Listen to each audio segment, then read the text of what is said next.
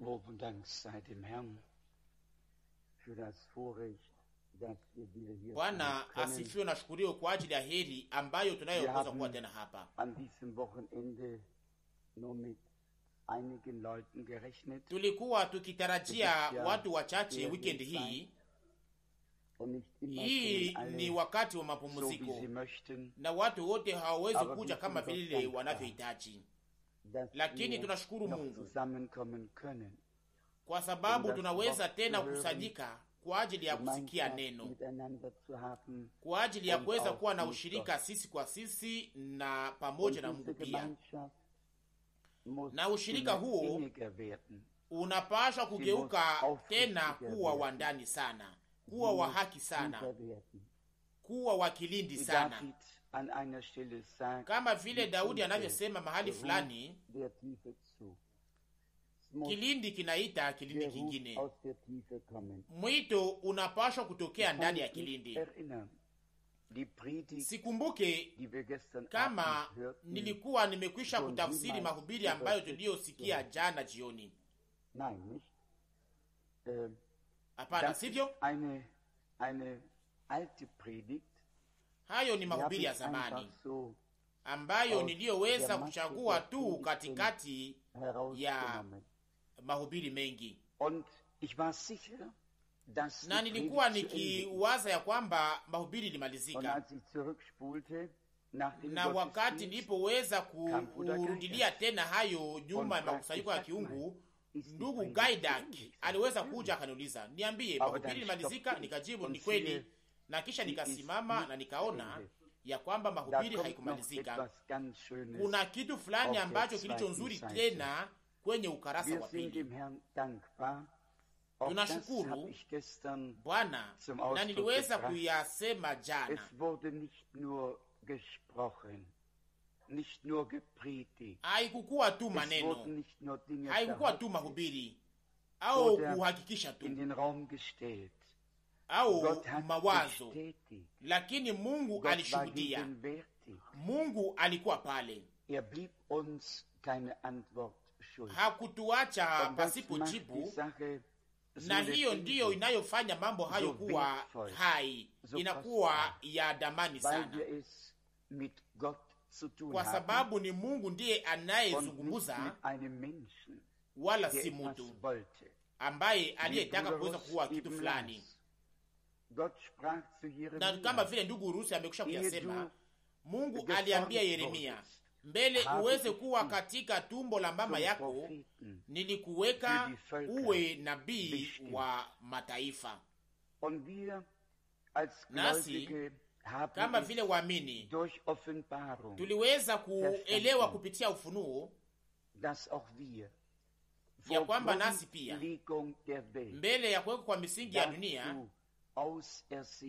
tulikuwa tulichaguliwa ili tuweze kuona utukufu wa Mungu. Na hivyo sasa tunataka tuweze kushika sana mwito wetu na uchaguzi wetu, tuweze kuishika sana. Nanga inapashwa kufika mahali patakatifu, inapashwa kuingia mahali patakatifu nyuma ya pazia. Nitaweza kutafsiri sehemu ya pili asubuhi hii. Wale wote ambao hawakusikia mahubiri jana jioni wangepashwa kuyasikia ili waweze kuwa na kamba ya kuwaongoza vizuri na kuona yote kwa ujumla. Na nawaza kwamba tunaweza kuwaambia waweze kusikia wote. Si hiyo ni kweli? Kutakuwa ushuhuda kuhusu yale ambayo Mungu aliyofanya. Na ninatumaini ya kwamba tutaweza sisi sote kuzungumuza kuhusu yale ambayo Mungu anayofanya. Yale ambayo watu wanayofanya na yale ambayo adui anayofanya haina maana hata kuyazungumzia. Hayo haina hata lazima kuweza kuweka wakati juu ya hayo. Kuna neno linalosema wataimba ushindi wa Mungu katika hema ya wenye haki. Zaburi 118 mstari 15. Na ushindi wa Mungu unapashwa kuonekana na ulishakaonekana hapo Golgotha, na tunaamini ya kwamba sisi ni washirika au washiriki wa yale ambayo Mungu aliyofanya. Niliweza kuyashuhudia hapa na pia huko Zurich kuhusu yale ambayo Mungu aliyofanya ndani ya Tiroli ya Kusini, mahali ambapo watu wanaoishi huko nyuma sana wanaishi na walikuwa na hitaji mmoja, ni kwamba o Mungu, tutumie mhubiri ambaye anayeweza kututangazia kweli. Tuna kusanyiko nzuri, mahali wanaimba, mahali wanapiga vinanda, wanapiga mavyombo vizuri, yale yote ambayo mwanadamu anayoweza kuwazia walikuwa nayo. Lakini tena kulikuwa ombi, kilio ya kusema o Mungu, tutumie mhubiri ambaye anayeweza kutuhubiri kweli. Na kisha kanda ya kwanza ilifika nyumbani, na dada akasema kwa sauti kubwa, Mungu alijibu ombi langu au ombi letu. Hiyo ni kweli ambayo inayohubiriwa hapa, na ninawaambia tuliweza kuwa na ubatizo nzuri, watu 6 waliweza kubatizwa na Mungu aliweza kupatia wokovu na neema. Mungu iko katika kazi kila wakati, na yote inawekwa chini yake. Mawadui wote au kupinga kote, yale yote inayoweza kusimama kwenye njia yetu haiwezi kuwa mawe ya kutukwaza, lakini tuweze kutembelea juu yake, ambayo nayo turuhusu kuweza kukaribia Bwana mpaka tuweze kuwa tayari, ili tuweze kuishi kwa ujao utukufu wake. Na kuweza kuwa nayo mbele ya kutafsiri, ningetaka tu niweze kusema neno la Mungu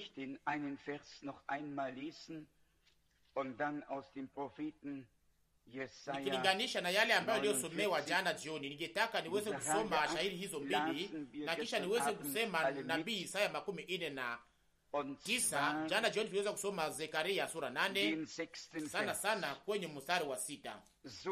Zekaria 8 mstari wa 6. Bwana wa majeshi anasema hivi: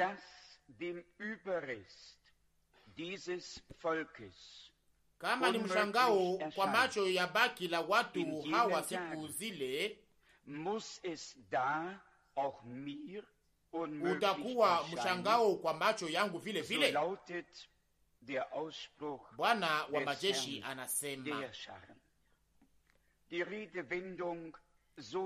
Matamshi inayosema kwamba Bwana anasema, Bwana wa majeshi anasema, inasikilikana sana katika matafsiri za zamani, lakini hayo mbili inafanana. Manabii walikuwa wakizungumuza wakati Bwana Mungu alipokuwa amekwisha kuwazungumuzia mbele. Manabii wa kweli walikuwa hawazungumuze kwa kuanzia ya kwamba Mungu alikuwa akisema. Walikuwa wakizungumuza nyuma wakati Bwana alipokuwa amekwisha kuwazungumzia. Na ni hapo wakati walipokuwa wamekwisha kuona maono, wakati walipokuwa wamepokea uvuvio, ndipo walikuwa wakizungumza. Na hivyo sasa tunajua kwa uhakika 100% ya kwamba sio Yeremia au Isaya au Zekaria, lakini ni Mungu peke yake ambaye aliyepaka watu hao, aliyewavuvia na ambaye aliyewabariki na akawafanya kuwa baraka. Hapa inahusu hii, Mungu anazungumuza kuhusu kusanyiko la watu wake, atawatosha katika nchi ya mahali pa jua napotokea, mahali jua napolala, na kisha watarudisha kwao nyumbani yao Yerusalema, na nitakuwa Mungu wao katika haki na hukumu ya kweli na katika ukweli. Hiyo ni ahadi nzuri sana. Hiyo iliweza kukamata miaka ngapi, ikiwa kama vile haiwezekani, kama vile haiwezi kutimilika, wakisambazwa katika nchi zote bila hata nyumba, bila makao, toka kabila moja mpaka kabila lingine, toka taifa lingine mpaka taifa lingine. Lakini kwa sababu Mungu alikuwa amesema, na kwa sababu hiyo nayo ilikuwa ni mpango wake, hayo yangepashwa kufika, hayo yangepashwa kufika. Lakini kwa ajili ya taifa inasemeka hapa, hiyo ilikuwa ikionekana kama haiwezekane. Na kisha anauliza swali, hayo sasa inawezekana kwamba inashindikana kwangu pia? Hapana, Mungu anafanyaka yale ambayo aliyoamua kufanya katika uwezo wake wote. Na hata kama mambo inaonekana kama vile haiwezekani, kama hiyo ni sehemu ya mpango wake, sasa isiyowezekana itawezekana. Yale ambayo hata mwanadamu mmoja hawezi kuwazia inageuka kuwa uhakika wakati Mungu anapokuwa ameyasema. Tuliweza kusoma hiyo pia ndani ya nabii Yeremia, wakati nabii alipoona mti ambao ulioamuka, jibu ikakuja ikasema, ndiyo, uliona vizuri, inakuwa macho juu ya neno langu ili nilitimize. Ni baraka gani, ni neema gani! Mungu anakuwa macho juu ya neno lake ili alitimize. Na kama neno lake liko ndani yako na ndani yangu, na hapo sasa anakuwa macho juu yako na juu yangu ili aweze kutimiza neno lake ndani yako na ndani yangu. Hiyo ni kweli, kwa maana kama vile alivyokuwa macho juu ya manabii ambao waliopokea neno, anakuwa macho juu ya wale wote ambao waliopokea na kukubali neno lake. Tazama sasa neno la andiko lilo katika nabii Isaya sura 49 mstari wa 24, mstari wa 24 na 25. Isaya 49 24 wataondoa nyara za kunyang'anya toka mwenye uhodari, au wafungwa wa haki wataokolewa? Hiyo ni swali. Hapa inasemeka kuhusu mtu mwenye nguvu, mwenye uwezo au mwenye uhodari. Inasemeka hapa kuhusu pia wafungwa wanaweza kuokolewa, au hiyo nyara yake inaweza kunyang'anywa mbele yake. Na hapa sasa jibu nakuja kweli. Bwana anasema hivi hapa, Bwana anasema hivi, hata wafungwa wa mwenye uhodari wataondoshwa, na nyara ya wale walio wakali wataokolewa. Kwa maana nitashindana na huyu anayeshindana nawe, na nitaokoa watoto wako. Shetani anaweza kuwa na nguvu, lakini kitu moja ni cha kweli kwamba hana nguvu zaidi. Amina, amina. Iko na nguvu, lakini kuna mweza yote. Kuna mweza yote moja ni Mungu. Shetani anaweza kuwa na nguvu, lakini kuna mweza yote ni Mungu. Na kama hata shetani anaweza kutembea na kwenda na manyara zake, lakini Mungu atawarudisha. Alimshinda. Na tazama jibu sasa kwenye mstari 24, wataondoa nyara za kunyang'anya toka mwenye uhodari, au wafungwa wa haki wataokolewa? Hapo sasa kunakuja hasa ndiyo ya kiungu. Haleluya, hayo ndiyo ya kiungu. Mstari 25, Bwana kweli, Bwana anasema hivi, kwa kuisema kwa namna iliyo ya kukamatika vizuri. Ndiyo, mstari 25 ya kwamba Bwana anasema pia hata wafungwa wa yule mwenye uwezo ndio watanyanganywa kwake. Ashaka nyanganywa wale wafungwa wake, kwa sababu Mungu alikuwa ndani ya Kristo na akapatanisha ulimwengu pamoja na yeye mwenyewe. Nyara ilinyanganywa kwa adui, sisi tumekombolewa, tuko huru, tunaweza kutumikia Bwana, tunaweza kumfuata. Ndiyo, Bwana anasema, na tunaamini ya kwa moyo wote katika wakati huu ya kwamba ni Bwana anasema. Amina, amina. Tunajihesabia katikati ya wale ambao Bwana mweza yote aliyeweza kuleta mamlaka yake juu yao, sisi ambao tuliokuwa nyara za adui katika wakati ule, ambaye alikuwa ametunyang'anya na kutuchukua huko. Lakini hapa inasemeka kuhusu mweza yote. Ndiyo, ni kweli Shetani alitunyang'anya mambo fulani, lakini hakuna kitu kizuri alitunyang'anya, lakini Mungu ndiye mweza yote, mweza yote, na tunamwamini kwa moyo wetu wote.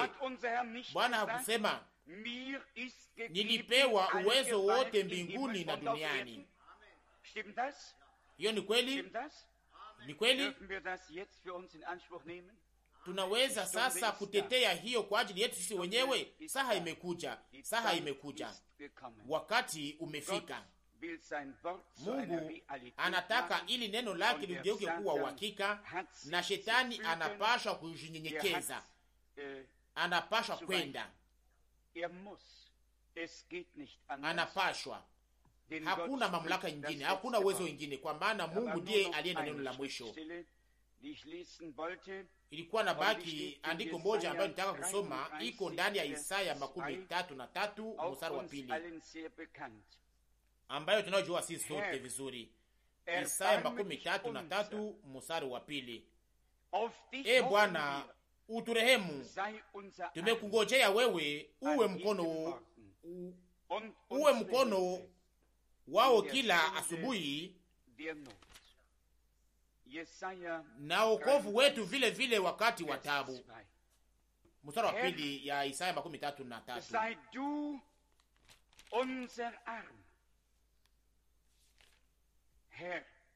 Bwana uwe mkono wetu. Mstari wa 2, e Bwana uturehemu, tumekungojea wewe, au tunakutumainia. Lakini sasa wakati tunapoendelea kusikia neno, tumaini letu linageukia Mungu aliye hai, ambaye aliyeumba mbingu na dunia. Tunageukia Mungu ambaye anayeweza kujibu maombi, ambaye aliye na uwezo ya kusaidia, ambaye aliye Bwana ya hadi yote, lakini anayetaka kugeuka kuwa Bwana wa maisha yetu, kama vile tulivyosikia kwa namna iliyo wazi jana jioni. Hataki kuwa mkombozi wetu tu au mwokozi wetu tu, lakini anataka awe Bwana wetu. Anataka amue, anataka aweze kuwa na neno lake la kusema. Mstari wa 2 ingine mara moja, e Bwana uturehemu. Nani anayeweza kusema kwa moyo wake wote ya kwamba e Bwana unirehemu? Sisi sote tunahitaji rehema za Mungu kweli, na wakati kilio hiyo inapokuja inamwanga machozi, na hapo sasa Mungu wetu wa rehema ataturehemu na atatusaidia.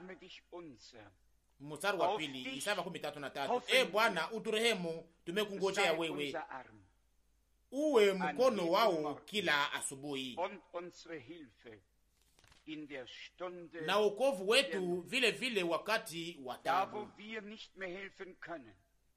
Mahali ambapo hatuwezi kusaidia, au mahali ambapo hatuwezi tena kuzungumuza, mahali ambapo hatuwezi tena kufanya kitu fulani, wakati mambo yote yanakuwa kama vile yakata tumaini, pale Bwana anaweza kujifunua na anakuwa msaada katika saha ya tabu.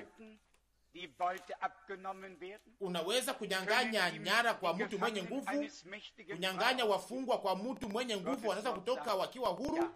Neno la Mungu nasema ndiyo, nasi tunasema amina, amina, kwa maana hiyo ilishaka fanyika, hayo yalitimilika. Na kwanza pia tena neno la kwanza lililosomea katika Zekaria sura 8 mstari wa 6. Kama ni mshangao kwa macho ya baki la watu hawa kwa siku zile. Hizi ndio siku ambazo tunayoishi ndani. Manabii walikuwa wakizungumza kuhusu siku hizi. Na inasemeka, ninyi mnaosikia katika siku ile, mnaosikia katika siku ile neno la manabii, mkuwe na bidii. Zekaria 8 mstari wa 9. Ni sisi tusikia neno la manabii, nasi tunakuwa na bidii, tunawekwa nguvu katika imani kwa Mungu aliye hai. Na hata kama ulimwengu nzima iko katika hali ya kupanda na kushuka, sisi tunasimama imara kwenye miguu ya imani kwa ajili ya utukufu na sifa ya Mungu wetu. Tuimbe sasa amini tu, amini tu, na kisha tutaweza kutafsiri baki na mahubiri.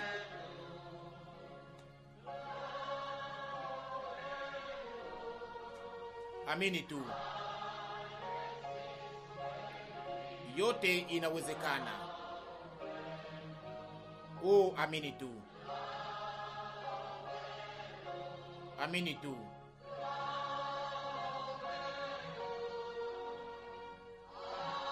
Amini tu. Yote inawezekana. Amini tu. Yesu yuko hapa. Yesu yuko hapa. Yote inawezekana kwa sababu Yesu yuko hapa. Yesu yuko. Yesu yuko.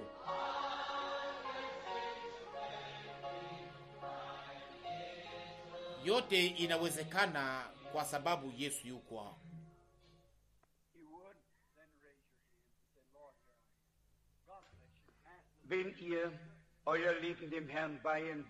Kama munataka kutakasia maisha yenu kwa Bwana, mnyoshe mkono. Mungu awabariki. O mwana kondoo wa Mungu wa Golgota, o Mwokozi,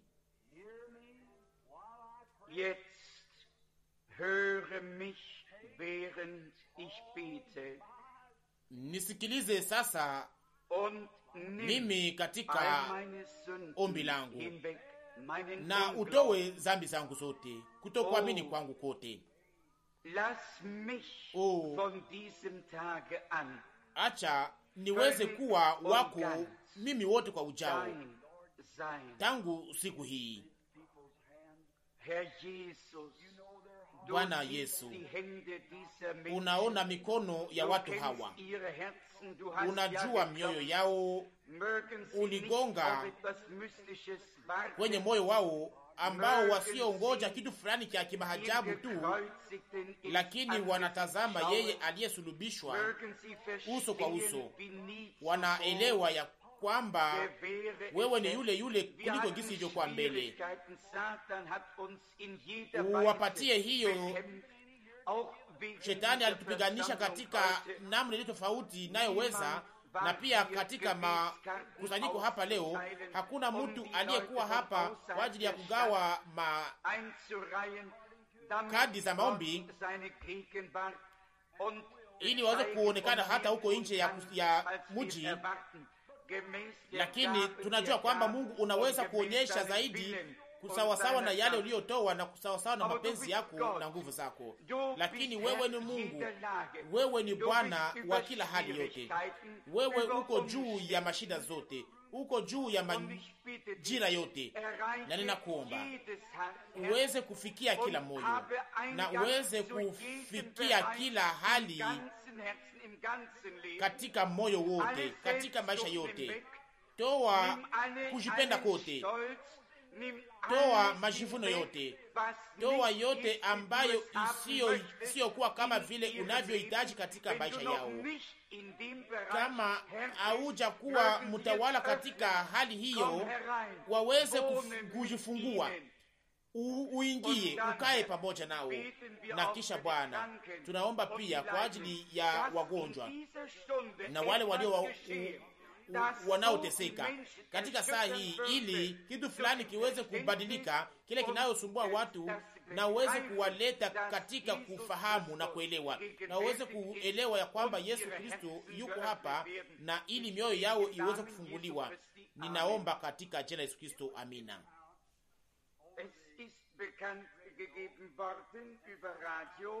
Ilitangazwa kwenye redio na pia kinywa kwa sikio hapa ya kwamba tutaweza kugawa makadi za maombi, na sababu inayotuma tunazigawa hapa ni kwa sababu tunataka tuweze kuingiza watu ambao wanaoishi nje ya mji kwa ajili ya mstari wa maombi. Watu wanaoishi huko nje ya mji waweze kuishi nao pia wakati nayo uweza kuwezekana, lakini nguvu za upambanuzi na za ufunuo zinakuwa tu ndani ya Kristo, ndani ya Mungu. Na wakati Kristo alipokuwa hapa duniani ndani ya mwili wa kuonekana kama vile mwili huu ambao tulio nao leo, alitembea huko Galilaya na katika eneo zingine. Hakusema nina uwezo ya kuponya wagonjwa au kufanya maajabu. Alisema siwezi kufanya kitu chochote mimi mwenyewe akose kama Baba anaweza kunionyesha kwanza. Yohana 5:19. Wale wote wanaojua maandiko matakatifu wanajua ya kwamba ndiyo inaandikwa katika Yohana 5:19. Hakufanya kitu chochote kama Baba hakuweza kumuonyesha mbele. Nawaambia kweli kweli, mwana katika hiyo kifuniko alikuwa akikaa ndani, hangeweza kufanya kitu fulani, lakini yale alikuwa akifanya ni yale ambayo Baba alikuwa amemuonyesha kwanza, naye alikuwa akifanya pia. Wakati alipokuja katika walio wake au kwa walio wake katika mji wake, kulifanyika nini?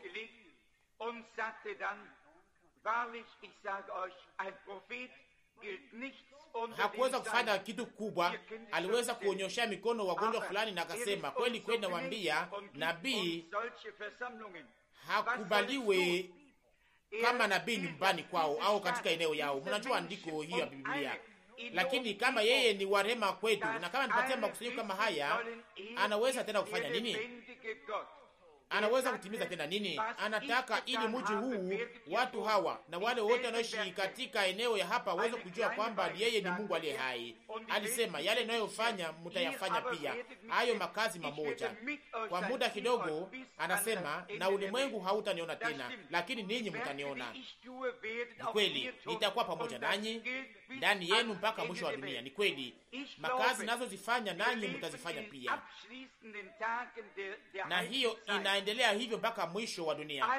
Naamini ya kwamba tunaishi katika siku za mwisho za wakati wa mataifa yote, iko katika utaratibu wa kwenda mpaka mwisho wa wakati. Tunaamini ya kwamba kanisa linataka nyakuliwa kama vile wakati wa siku za Noa. Alileta uvumilivu. Mungu hataki mtu fulani apotee au angamie. Hapana, hakuna mtu anapaswa kuangamia. Malama na maajabu yaliweza kuonekana. Watu wanasema tunangoja kizazi kikubwa au kikazi kubwa, lakini nawaambia kizazi kubwa inataka malizika. Wakati wa mataifa inataka malizika. Sasa ni wakati wa kuweza kupokea Kristo na kuweza kuwa tayari. Msikie rafiki zangu, sijui kadi za maombi hazikuweza kugawanyiwa. Bili alikuwa hapa, alikuwa na makadi 100 za kugawa, lakini watu walikuwa hawako hapa, na makusanyiko ya kiungu ilianza. Tunataka tuweze kuomba kwa ajili yao tu. Ninasikia ya kwamba uwepo wa Kristo uko hapa. Ninasikia ya kwamba nilifanya matayarisho kupitia ujumbe huu,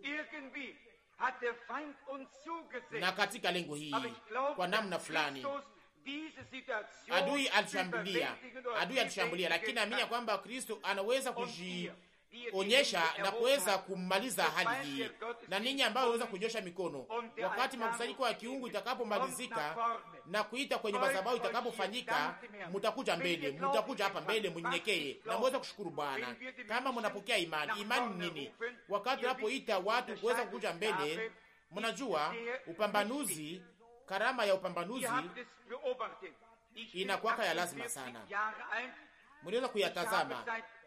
Nina umri wa miaka 48, tangu umri wa miaka 2 ninakuwa na maono, na hakuna moja yake ambayo shakashindwa. Pia mambo ambayo niliyosema nilikuwa sijue namna gani yangepaswa kufanyika, lakini yote yalifanyika hivyo, na ni Mungu ndiye alizungumza. Haiwezi kuwa tofauti. Mungu niko hapa kwa ajili ya kutimiza neno lake, ili aweze kuonyesha ya kwamba linatimilika. Yale ninayofanya mutayafanya pia, anayaonyesha. Sasa wakati Mungu anapofungua macho yetu, tunaona ya kwamba hayo yanafanyika. Sasa mnaamini ya kwamba mahali zingine zote nazo ni za kweli. Muda kidogo, alisema nini wakati alipokuwa hapa duniani? Alisema, mubongoe hekalu hili, mwili huu, nami nitalijenga, nitaifufua katika siku 3. Kwa sababu gani? Daudi nabii alisema, sitaruhusu mtakatifu wangu aweze kuona uharibifu, au nafsi yake ikae katika mahali pa kuzimu. Alikuwa akijua kwamba yeye alikuwa ni Masia. Alikuwa akijua kwamba hili ilikuwa imeandikwa kwa ajili yake, ya kwamba ilikuwa ni yeye, sivyo? Unaona, na mnatambua ya kwamba hiyo ndio ilikuwa msimamo wake, na ndiyo maana alikuwa katika uhakika, alikuwa na uwezo wa kuweza kutamka matamshi haya, kwa sababu ahadi ilikuwa inamhusu yeye. Alisema ya kwamba andiko haliwezi kuvunjwa. Natumaini ya kwamba mnaelewa, andiko haliwezi kuvunjwa. Ahadi ilikuwa ikimhusu, na alikuwa akijua ya kwamba ingepasha kutimilika ndani yake. Msikie warafiki zangu, kila andiko ambalo lilopewa kwenu, kila ahadi ambayo mliopewa ni yenu. Wakati kila ahadi yote iliyopewa kwenu ni yenu, kama vile ile iliyopewa kwake. Mnaona, na ndio maana simama hapa leo. Kama ananiruhusu, ninataka niweze kumwomba aweze kufanya kitu fulani. Ni vigumu hapa katika mji wangu na katika kusanyiko langu, na si kwa sababu hamuniamini, lakini neno lake lilisema hivyo. Ninataka niweze kumwomba aweze kumaliza hali hiyo na aweze kufanya kitu fulani. Mkumbuke hiyo, na hayo yaweze kukamatwa kwenye makanda. Sijui kama atayafanya. Kama atayafanya, ninamwomba aweze kuyafanya. Kama anayafanya, tutaweza kumshukuru kwa ajili yake. Hakuna mtu ambaye aliye na makadi za maombi. Nani katikati yenu walio wagonjwa na ambao wanaohitaji ili Bwana aweze kuwaponya? Mnyoshe mkono. Ninaweza kuona nyuso zenu, ninaweza kusema ni nani ambao au ninyi wa nani. Lakini kama ni mtu fulani wa mji huu au wa kusanyiko hili, kama ni moja wa kusanyiko hili, sijui, sitaki yule, simtaki yeye, lakini ninahitaji Bwana nionyeshe mtu fulani asiye wa hapa, mtu wa mahali pengine. Kama mtu fulani iko hapa, mnaona, tunapatiaka makadi kwa watu ambao wasio wa hapa, na hapo watu wataweza kusema, oh, anajua mtu yule. Sasa namna gani inawezekana kwamba kunaweza kuwa tofauti huko Italia au upambanuzi wa roho huko Uswisi, katika Ujerumani, katika ulimwengu mzima, na katika kila wakati 100% ni Kristo ndiye aliyeongoza wana wa Israeli kwenye jangwa. Ni Kristo.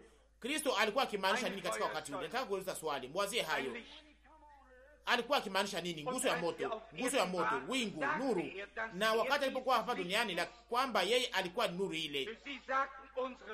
Walisema baba yetu walikula mana. Alisema mimi ni mkate, nao walisema walikunywa maji, na alisema mimi ni mwamba. Na anasema mbele Abrahamu akuwe mimi niko. alikuwa katika kichaka cha kuwaka, alisema ninatoka kwa Mungu, nguzo ya moto, nuru. Mungu ni nuru, tunajua hiyo. Mungu anakaa yeye kama vile roho na sio katika mwili, na katika hiyo nguzo ya nuru. Na kisha Yesu alisema ninatoka kwa Mungu na ninarudi kwa Mungu. Hiyo akose hailingane na teolojia yenu, lakini hiyo ndio inaandikwa ndani ya Biblia. Yesu aliyasema hivyo, alikufa na kazikwa na kafufuka. Na wakati Saulo alipokuwa kwenye njia akienda Damasko, Yesu alionekana tena kwake katika nuru, katika nguzo ya moto, akaanguka kwenye udongo. Mmoja anaweza kuona, mwingine hapana. Wale waliokuwa pamoja na Paulo hawakumona, walisikia tu kelele, lakini nuru ilikuwa ya kuonekana kwa kiwango. Paulo alikuwa kipofu, akabaki kipofu katika siku fulani. Nguzo ya moto alikuja kwa Petro katika gereza, akiwa katika hiyo sura moja ya nuru. Lakini sasa muone leo, na kama roho ya shetani iko ndani yenu, mutafanya makazi ya shetani. Kama roho ya muuaji iko ndani yenu, mutakuwa wauaji, mutaua. Kama roho ya kitu fulani kiko ndani yenu, mutatenda kama vile hiyo roho iliyo ndani yenu. Kama roho wa Kristo iko ndani yenu, mutatenda kama vile Kristo na mutafanya makazi ya Kristo. Makazi ninazozitimiza nanyi mutazitimiza pia. Na sasa ninataka ili hayo yaweze kufanyika kwa ajili ya utukufu wa Mungu. Nimekuwa mzee, siku zangu akose hazitakuwa tena nyingi, siwezi kuyasema. Ningependa niishi mpaka kuja kwa Bwana, lakini sijui kama nitaweza kuyafikia. Akose siwezi tena kutangaza au mahubiri mengine au kutangaza mahubiri mengine, hatuwezi kuyasema. Hiyo ni ya Mungu, mimi sijui. Lakini kama tunaweza kumwomba aweze kuja katika kusanyiko hili na kuweza kufanya kitu fulani, kama vile alama ambayo isiyoweza kupingwa, alama isiyoweza kushindwa, kama vile alivyofanya katika wakati ule. Wangapi ambao wataweza kusema ndiyo, ninaamini ya kwamba uyafanye kwa moyo wenu wote, na imani iweze kuingia katika mioyo yenu, na muweze kutoka katika chumba hiki. Na kama anaweza kujifunua hapa katikati yetu, na kama mtu fulani anaweza kuwa na imani nyingi kama vile mwanamke yule katika wakati ule aliyegusa pindo la vazi yake, alisema ninasikia ya kwamba nguvu zimetoka ndani yangu. Na akasema, akaambia mwanamke yale aliyokuwa nayo, na kwamba imani yake ilikuwa imemponya. Huyo alikuwa ni Yesu. Muniambie kama mtu fulani aliweza kufanya kitu fulani kuliko yeye. Munionyeshe katika habari kama hiyo ishakafanyika. Nina kitabu cha Fox kuhusu wale waliouawa wa wakati wa kwanza wa Tinamans. Nina hizo Babiloni 2. Niweza kusoma Joseph, niweza kusoma hao wa historia wawili au wengi. Hiyo haijawahi kufanyika. Lakini kama vile tulivyo katika wakati wa mwisho, ni wakati sasa, ni wakati wa kukamata maamuzi, na wakati wa mataifa inafika kwa mwisho wake. Haitakuwa tena ndefu, na yote itamalizika na kugeuka kuwa majifu. Mumkubali sasa, mumpokee, mukubali sasa, mumpokee. Sio kama atafanya hivyo akose, tutaweza kufanya mstari wa maombi. Lakini kama anafanya hivyo, na kama inahusu wageni, na kama mnaona ya kwamba Bwana ndiye anafanya hivyo, nanyi pia mtaweza kuweka kadi yenu kwa mikono yake na kusema, Bwana, ninakutumainia, utafanya yale unaopashwa. Mnataka kuweza kuamini nyote? Amina. Mnyoshe mkono. Amina. Haleluya. Haona la. Na sasa mshweke katika hali hiyo ya roho na mseme, Bwana, kama umekwisha kugusa moyo wangu, fanya hiyo sasa. Toa kutokuamini kote, niamshe, nitikise. Inawezekana ya kwamba niliweza kusahau mambo mengi katika miaka hii iliyopita, na niweza kukosa kitu fulani, na kwamba niweza kupoteza kitu fulani, lakini najua kwamba uko pamoja nami. Lakini acha niweze kujiingiza ndani, na ili uweze kuingia ndani mwangu, uweze kutawala na kuongoza yote. Wakati imani inapoingia, ugonjwa unapotea, na hiyo itafanyika. Muamini sasa. Na ninyi naamini ya kwamba mtaweza kuamini. Mungu, uwapatie hiyo. Tuombe. Bwana,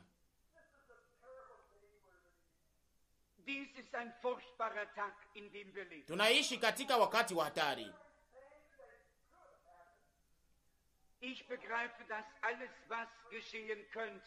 Ninaelewa ya kwamba yote inaweza kufika inatoka kwako, ya kwamba unaruhusu yafike.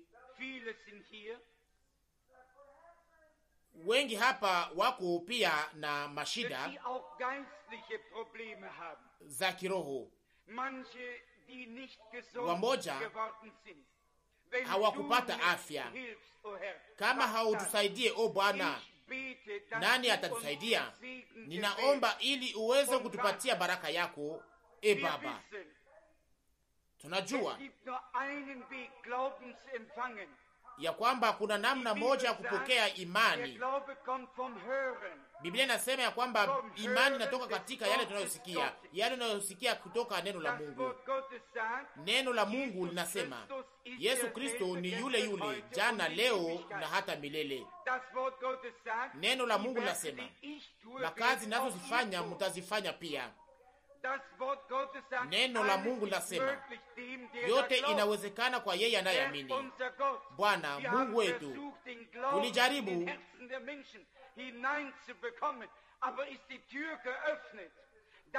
kufanya ili watu waweze kupokea imani katika mioyo yao, lakini mlango unafunguliwa ili waweze kuipokea. Bwana, uliruhusu ili mambo hayo yafike, na uturehemu Bwana. Kuna watu walio kwenye madhabahu haya, uwe wa rehema, uwe wa rehema, uwe wa rehema kwetu Bwana.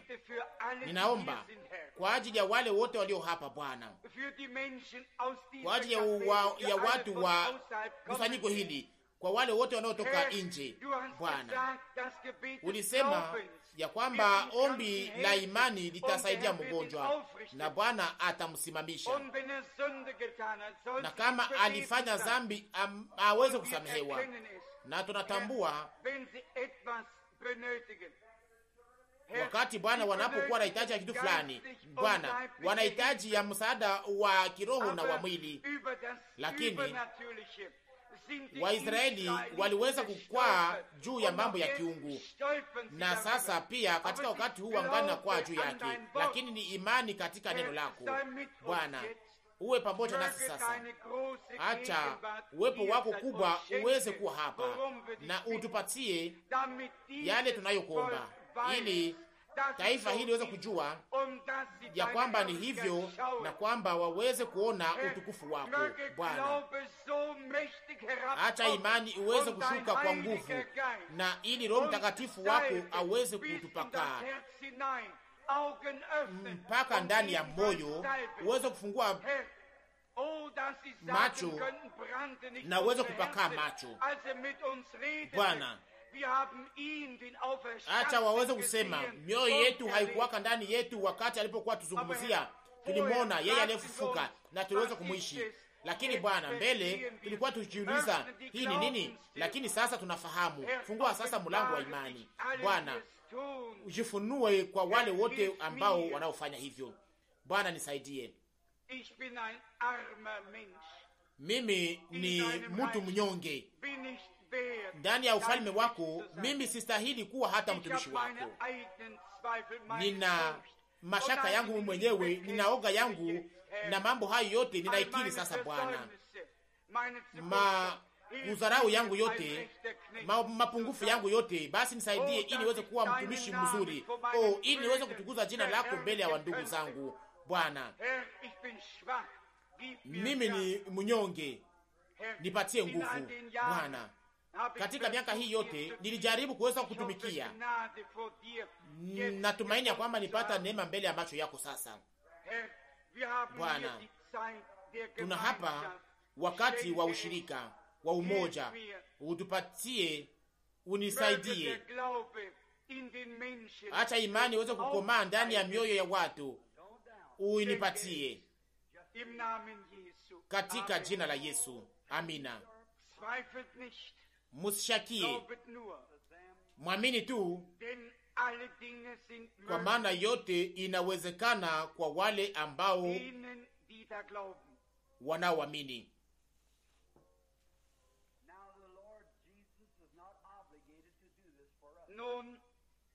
Na sasa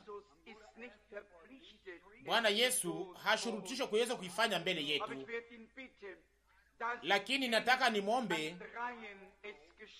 ili haya yaweze kufanyika afadhali kwa ajili ya watu watatu, kwa ajili ya watu watatu ambao nisiyojua, aweze kunifunulia. Lakini ningetaka ili wale wote ambao walio katika hitaji washikwe, lakini kama anaweza kusimamisha kitu fulani, mtaweza kujua kama ni kweli au hapana. Kama ni kweli, kama si kweli, mtaweza kujua nyinyi wenyewe. Lakini kama ni kweli, sasa muishike, muikubali, muipokee.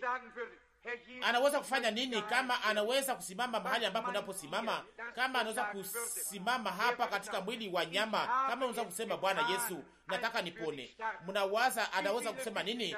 Atasema nishaka ifanya wakati mpokufa kwa ajili yenu. Wangapi wanajua kwamba hiyo ni kweli? Ishakafanyika, ilitimilika. Ataweza kuwapatia imani tena zaidi, kama ndugu Neville na mimi tunaweza kuja na kuwapaka mafuta na kuwanyosha mikono. Biblia inasema mara nyingi wanapakaa kwa mafuta na wengine mara nyingi hawapakai kwa mafuta, lakini ni upambanuzi ndio inayoonekana. Maroho mbaya zinaonekana, zinafukuzwa. Mara nyingi hayo yanafanyika kwa namna hiyo. Mara nyingi unafurahi kwa kuomba, na hiyo ndiyo mamitume walikuwa wakifanya, lakini walikuwa wakifanya kwa namna tofauti. Lakini tuna makusanyiko. Kusanyiko ni kitu gani kinachoweza kuwa cha kuvutia? Ni kwamba Yesu yeye mwenyewe aweze kujionyesha hapa kwa namna ya kimaajabu. Kuna watu hapa, watu ambao sio jua, ambao walio katika hitaji. Mnyoshe mkono, asante mahali pote. Acha mambo yao yaweze kufunguliwa, na kama vile wale waliokwenda Emausi walitembea mchana wote mzima bila kuweza kumjua, lakini wakati ulipofanya kitu fulani ambayo hakuna mtu mwingine anaweza kufanya, wao sasa wanaweza kukutambua. Ilikuwa baada ya kufa kwako, ilikuwa baada ya kuzikwa kwako, baada ya ufuko wako. Baba, uiwapatie sasa, utupatie hiyo kitu moja leo kwa watu hawa leo. Na Biblia inasema kwamba watatu ni washuhuda. Naomba sasa, o Mungu, ili kushuhudiwa iweze kufanyika leo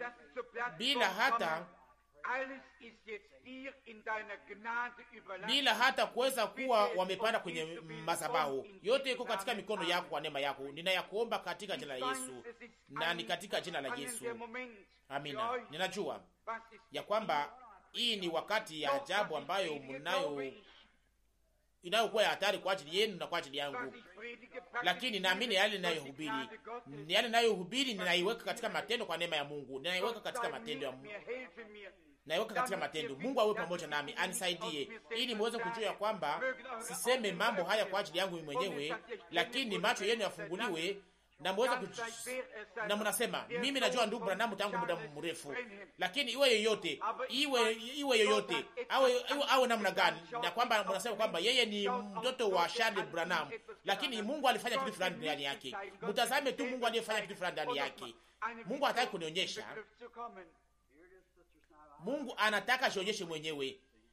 Tena ingine mara moja, ono nataka karibia kuja. Natazama hapa ndugu dada Schneider, ninajaribu kuweza kugeuza uso wangu. Acha Mungu atufanyie neema. Kuna mwanaume anayekaa hapa, maono iko juu yake, ananitazama.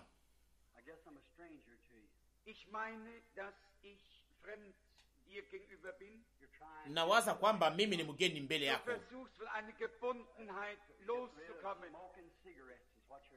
unajaribu kuweza kujifungua toka mambo fulani ya kufunga, unataka uweze kuacha kuvuta. Kama ni hivyo, nyosha mkono na kuzungumzia wewe kijana.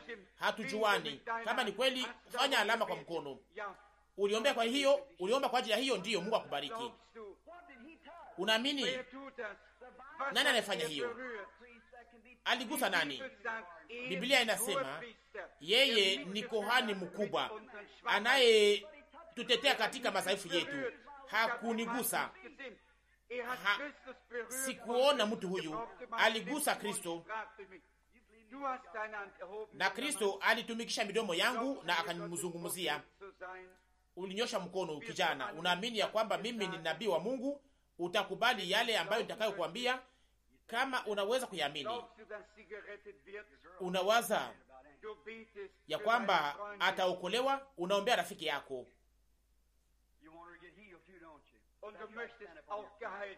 na unataka pia uweze kupona. Kama ni kweli, nyosha mkono na usimame na usi. Ni kweli, sivyo? Uwe na imani ndani ya Mungu. Pokea hiyo, uyapokee. Sikujui pia kijana. Kama hatujuani, nyosha mikono yako mbili. Sijawahi kuona ndani ya maisha yangu. Nanyi wawili mnaweza kukaa, mmekwisha kupokea yale ambayo mlioomba. Mnaamini?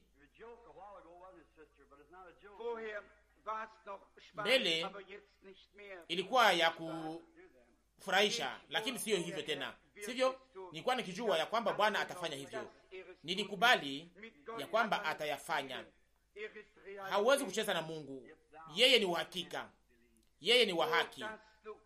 Oh, kama ungeliweza kuamini tu. Kuna mwanamke anayekaa huko, anaomba kwa ajili ya mtu mwingine.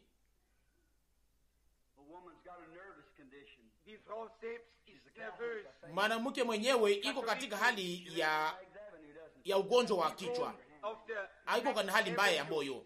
Yeye ni Mkatolika, anakaa katika kwenye eneo linaloitwa Mark Avenue. Nyosha mkono kama ni kweli mama. Amina. Nyosha mkono. Amina. Hapo sasa mnaweza kupokea yale mnayoombea. Huko nyuma, mwisho, hamuko mbali. Kristo anajua mahali mlipo, mahali ambapo mnapokaa. Ninawaalika kuweza kuamini katika jina la Yesu Kristo. Yeye yuko hapa. Roho wake yuko hapa. Nguvu zake ziko hapa. Mwanaume anakaa huko mwisho. Tazama huku. Sasa anavaa kravati ya rangi ya majano. Anavaa koti ya rangi ya gri. Anaomba. Umepona na shida zako. Ana shida za estoma na shida mbaya. Simama. Uniache niweze kuombea. Nikwambie, jana ulienda kwenye hospitali kwa mganga, walikupima, lakini sikujui. Lakini wewe unajua, lakini imani yako imekuponya. Mheshimiwa, utukufu kwa Mungu aliye hai. Mwanamke anayekaa huko nyuma, kwenye viti vya nyuma, huko nyuma, viti vitatu vya nyuma huko, unaombea mama mkwe yako. Yeye ni kilema. Kama unaamini, hayo yatafanyika. Wewe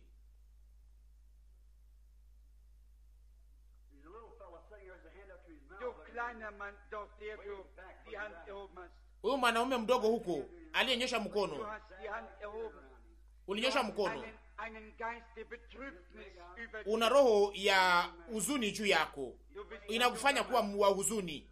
Wewe ni kijana, unaombea mtu fulani, ni mmoja wa jamaa yako.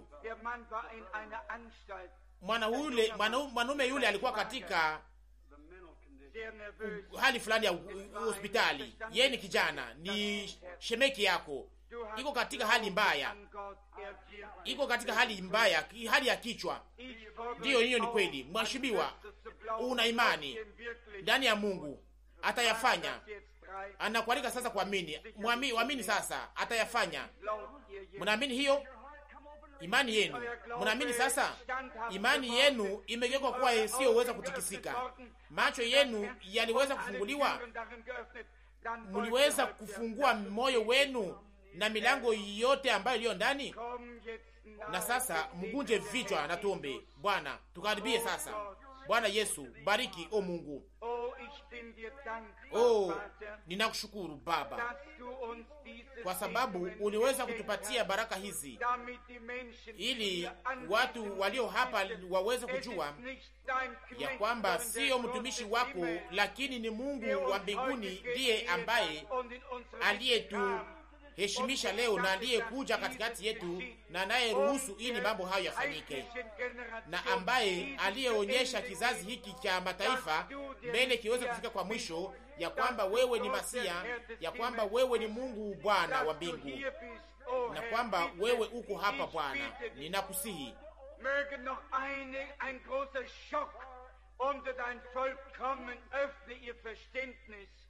acha tena mshituko kubwa tena uweze kufanyika juu ya taifa lako, waweze kuutambua, na kama sivyo wote wataendelea tena katika dhambi zao, kama hawaamini ndani yako, na kama hawakiri dhambi zao, na kama hawezi kutoka katika kutokuamini kwao.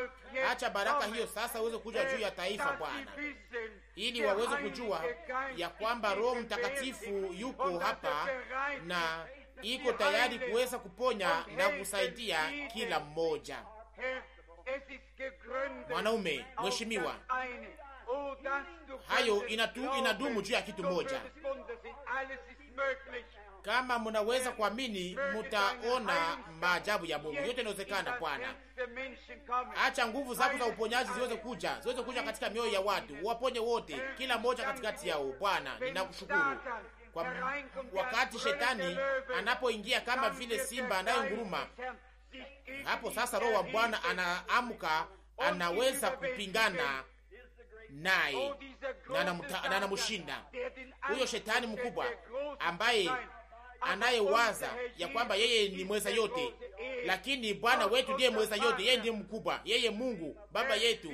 Bwana, tunakuomba utende kupitia Roho wako katika makusanyiko, na uweze kuponya kila moja wetu katika Yesu Kristo. Tunayakuomba katika Yesu Kristo, amina. Munaamini ya kwamba mmepona? Munaamini ya kwamba, au munaamini kama vile inavyoandikwa?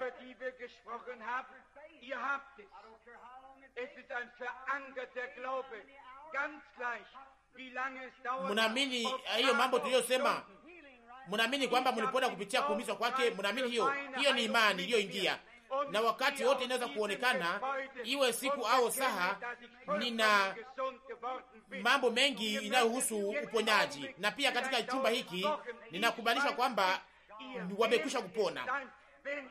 Hamuja ukose kuyaona au hamuja yasikia kwa wakati huu, hakose hiyo inaweza kukamata pia majuma, lakini sijui mtayajua kama mnaweza kuwa na imani ya kwamba mmepona.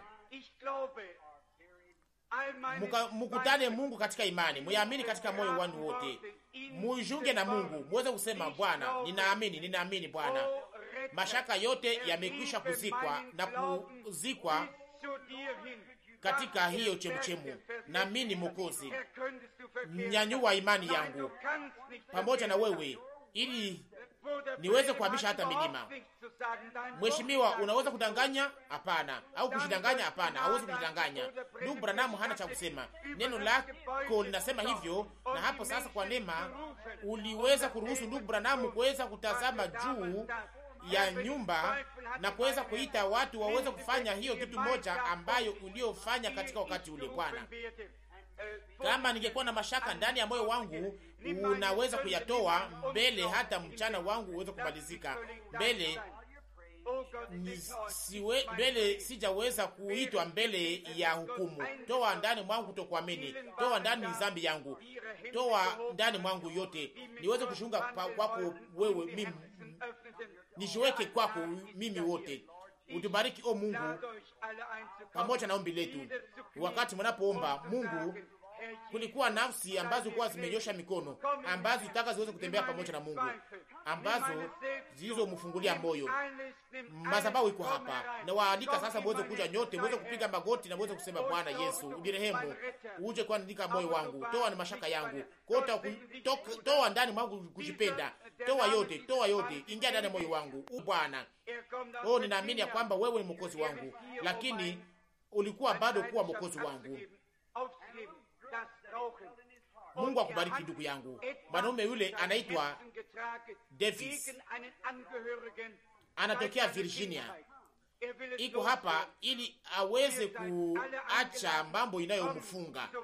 Anataka atengane na kuvuta sigara, na anachukua katika moyo wake kitu fulani anakuwa ndani ya moyo wake mtu fulani ndani aliye wa jamaa yake, toka kuzaliwa kwake, toka utoto wake. Mumealikwa nyote muje kwenye madhabahu, mupige magoti mbele ya Kristo wa Mungu, kuje mutambue nani aliye hapa leo, Mwokozi. Kujeni, anawalika, anangoja muweze kuja. Acha kila roho iweze kutoka katika moyo wenu na iweze kuondolewa, muweze kusafishwa. Wamoja wanapita katika maji, wengine wanapita katika gharika, wengine wanapita katika majaribu, lakini wote wanapita katika damu. Wamoja katika maji ya kilindi.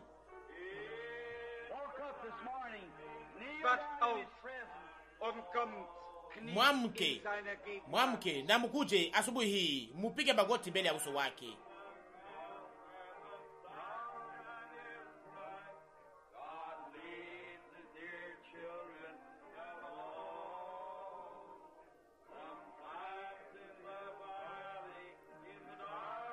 Mungu peke yake anaongoza wana wake wa damani. Wamoja wanavuka katika maji, wengine wanapita katika gharika, wengine wanapita katika majaribu, lakini wote wanapita katika damu. Wamoja wanapita katika mashida kubwa na wengine katika maji. Manche durch die Flut, manche durch Prüfungen, aber alle durch das Blut. Manche durch große Schwierigkeiten. Wamoja wanapita katika shida kubwa, manche durch die Wasser, wengine wanapita katika maji.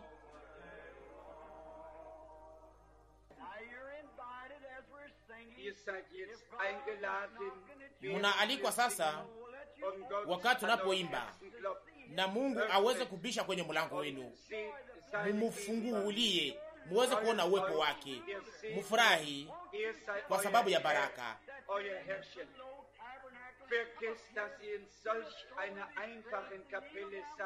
Hapa yeye ni mwokozi wenu, yeye ni mtawala wenu. Musisahau, muko katika kusanyiko au chumba iliyo nyepesi sana. Mkuje, mupige magoti, mufungue mioyo yenu, aweze kufungua kuelewa kwenu, ili muweze kuwa wana wake. Tuimbe ingine mara moja kipande cha mwisho ya wimbo huu. Mumealikwa.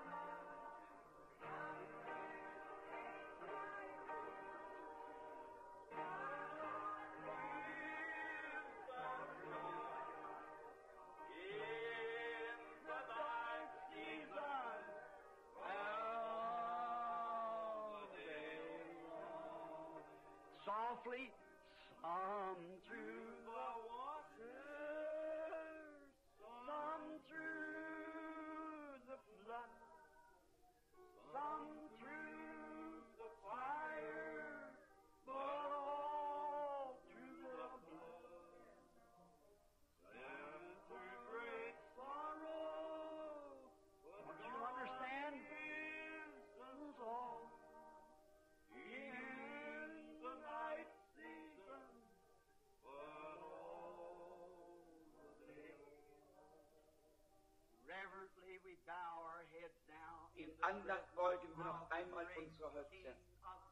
Kama alama ya unyenyekevu, tugunje tena vichwa vyetu ingine mara moja mbele ya yule mfalme mkubwa wa utukufu, mfalme wa salama. Tunashukuru kwa sababu mliweza kufungua moyo wenu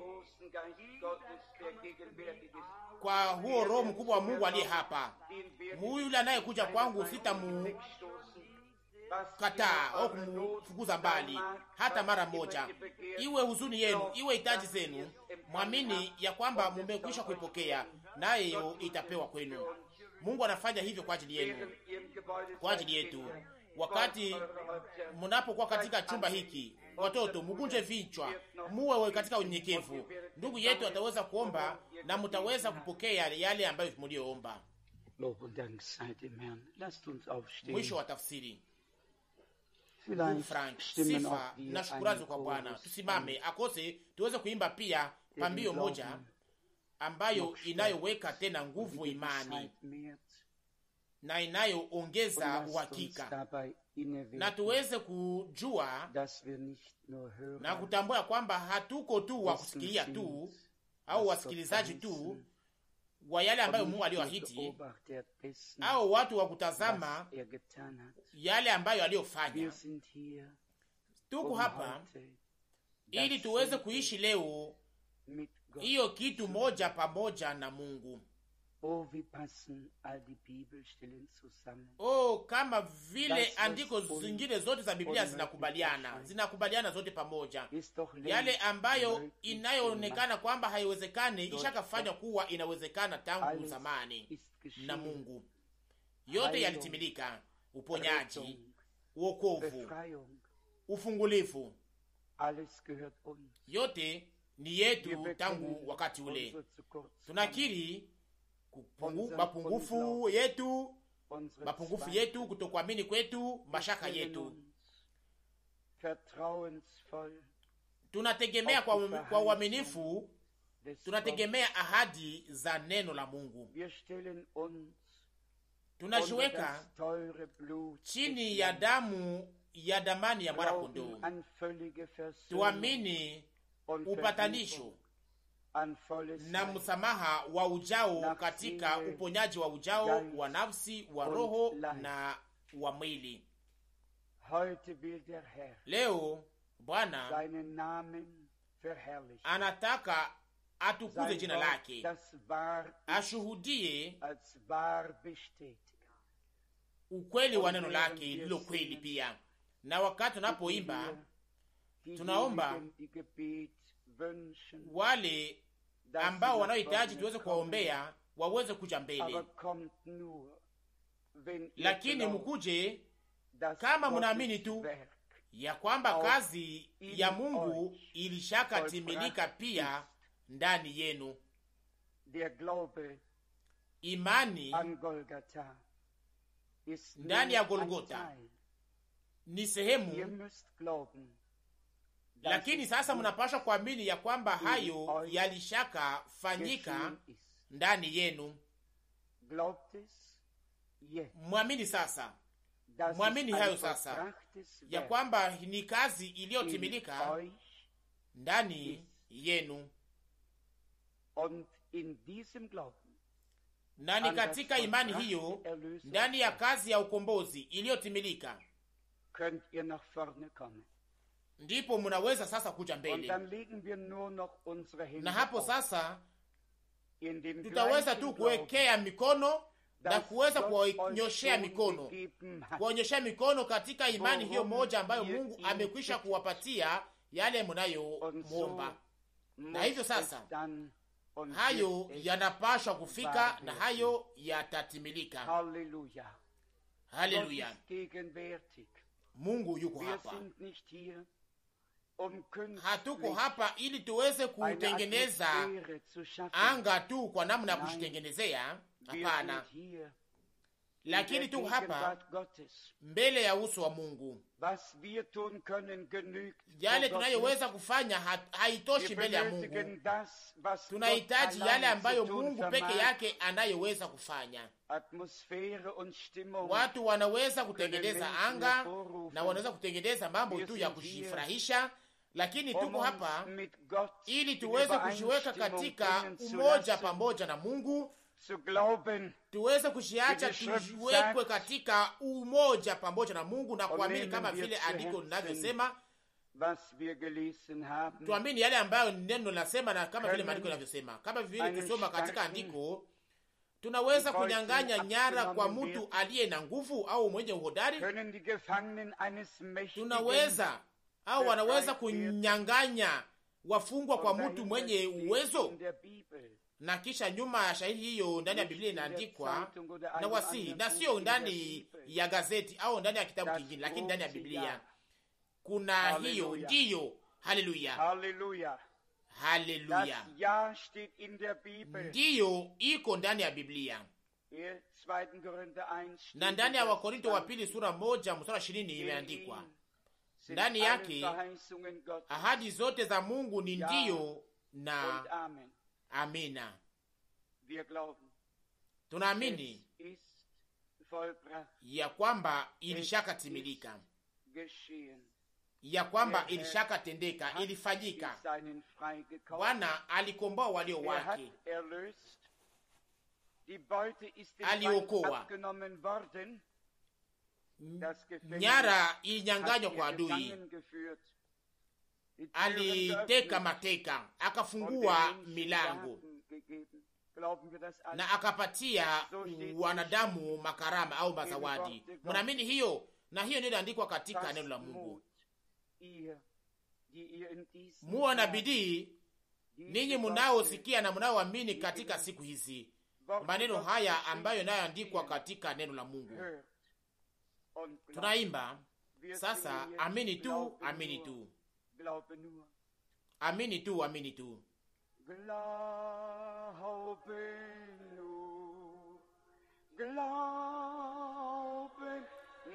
Amini tu, amini tu.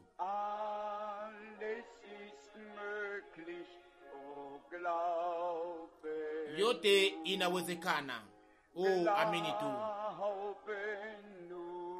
Oh, amini tu.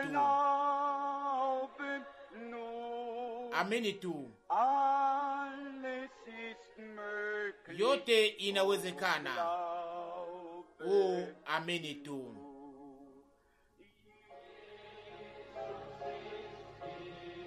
Yesu yuko.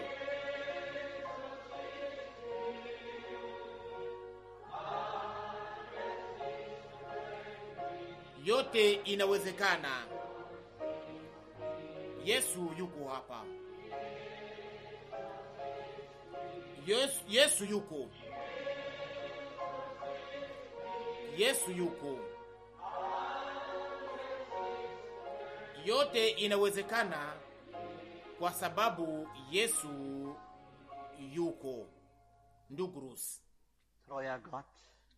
Mungu mwaminifu, tunakushukuru kwa ajili ya mchana huu. Tunakushukuru kwa ajili ya saa hizi. Tunakushukuru sana sana kwa ajili ya neno lako takatifu na la damani ambalo lisiloshindwa. Bwana, tunajua ya kwamba mbingu na dunia vitapita, lakini maneno yako yatadumu. Na ulisema muwe na bidii ninyi mnaosikia maneno la manabii, maneno ya manabii, kwa maana ninyi mnasikia katika siku za mwisho. Bwana, tunaweza kuamini, tunaweza kuwa na bidii, tunaweza kukamata pia bidii asubuhi hii. Tunakushukuru Bwana kwa ajili ya yale uliyofanya na yale unayofanya. Bwana, jina lako lisifiwe, litukuzwe. Kwa ajili ya hiyo liheshimiwe na liabudiwe. Ulijifunua kuwa yule yule jana, leo na milele na milele. Mungu mwaminifu, tunakuomba pia uweze kudumu pamoja nasi wakati tunapofanya mapumziko kidogo, na uweze tena kukusanyika tena hapa leo mchana kati katika baraka yako, o Bwana, ili tuweze kusifu jina lako na tuweze kuabudu, tuweze kuimba sifa zako na tuweze kupatia utukufu kwa ajili ya mema yote unayofanya katika wakati wetu. Jina lako lisifiwe na liabudiwe na kushukuriwa. Amina.